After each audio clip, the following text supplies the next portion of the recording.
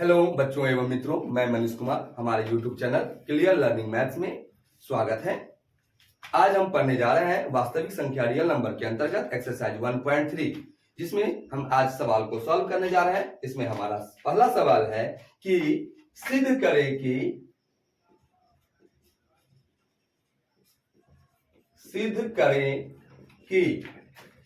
√5 एक क्या चीज है? अपरिमेय संख्या है। चलिए हम इसे प्रमाणित कर रहे हैं। तो हम जानते हैं कि √5 एक क्या है? अपरिमेय संख्या। फिर भी हम इसको उल्टा मानेंगे तो क्या लिखते हैं? माना इसके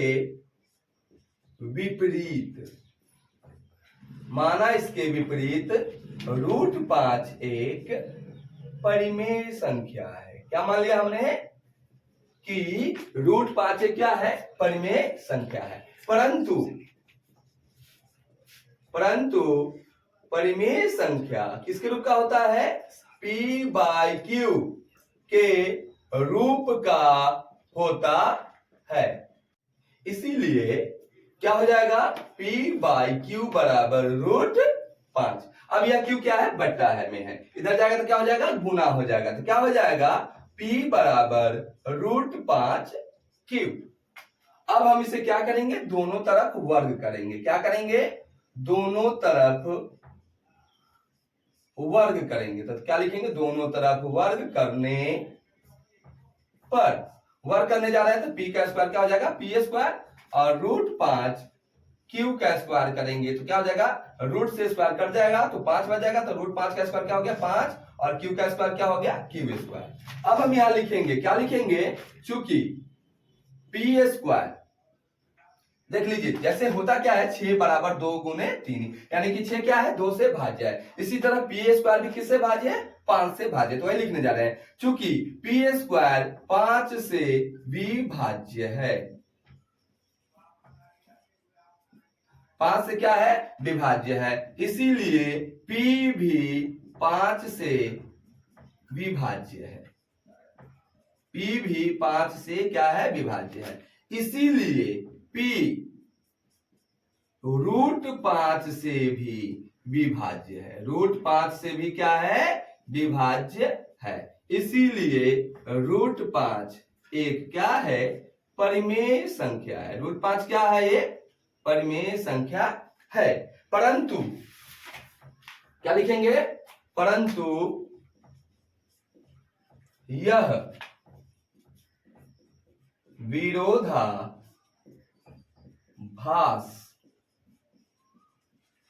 उत्पन्न होता है कि √5 एक परिमेय संख्या है। और जब विरोध होगा तो क्या होगा? वह नहीं होगा, यानी कि दूसरा हो जाएगा।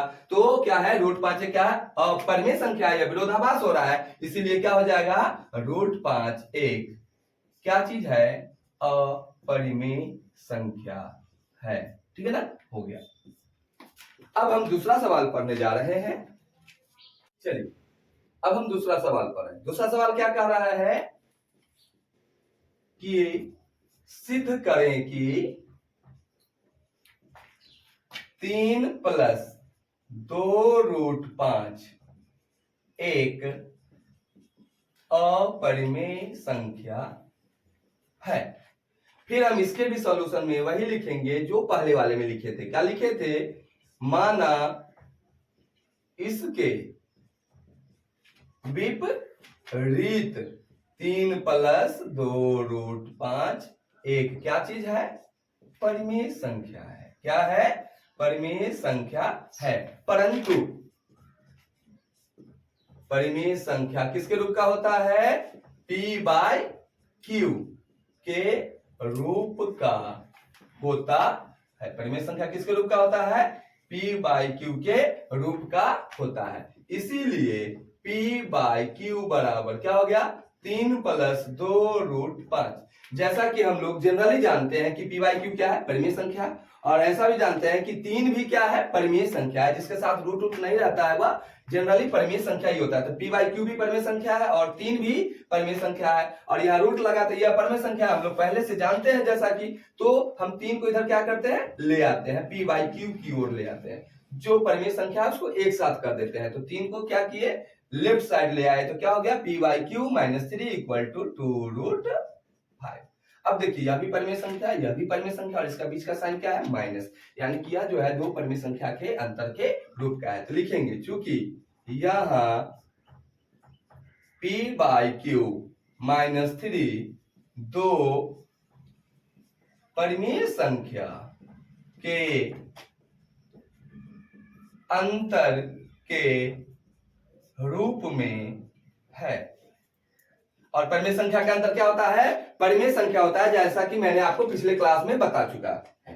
तो इसीलिए क्या हो जाएगा, p बाई क्यू माइनस 3 एक क्या हो जाएगा बाबूजी, परिमेय संख्या हो जाएगा। क्या हो जाएगा, परिमेय संख्या। इसलिए p बाई क्यू माइनस 3 एक परिमेय संख्या है। इसीलिए जब लेफ्ट साइड बराबर होता है तो राइट साइड भी क्या होता है, बराबर, यानी कि लेफ्ट साइड जो होगा वही राइट साइड भी होगा। तो p बाई क्यू माइनस 3 परिमेय संख्या है, तो 2√5 भी क्या हो जाएगा, परिमेय संख्या होगा। तो क्या लिखेंगे, 2√5 भी एक परिमेय संख्या है,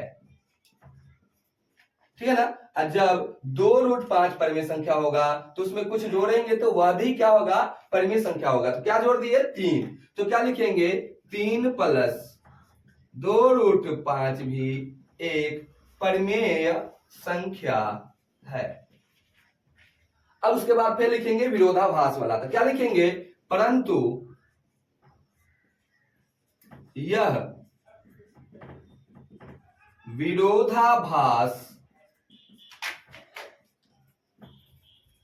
उत्पन्न होता है कि क्या उत्पन्न होता है, 3 प्लस 2√5 एक परिमेय संख्या है। जब विरोधाभास उत्पन्न होगा तो क्या होगा, वह नहीं होगा, यानी कि जो दूसरा होगा तो परिमेय संख्या नहीं होगा तो क्या होगा, अपरिमेय संख्या होगा। तो लिख देंगे इसीलिए 3 प्लस 2√5 एक क्या चीज है, अपरिमेय संख्या है। हो गया। अब इसके बाद तीसरा, चौथा, और तीसरा में 3 सवाल दिया हुआ है, 1 2 3। यह तीनों सवाल इसी के आधार पर बनेंगे। आप इस फॉन्ट को देख करके, इस प्रोसेस को देख करके आप ये तीनों सवाल बनाने का प्रयास करेंगे। अगर आपको किसी प्रकार की समस्या आएगी तो आप कमेंट बॉक्स में आएंगे, मैं आपके सवाल का जवाब देने का प्रयास करूंगा, ठीक है। अब मैं आपको एक होमवर्क दे रहा हूं, आप अलग से इसको बनाने का प्रयास करेंगे। क्वेश्चन क्या है, एक है कि सिद्ध करें कि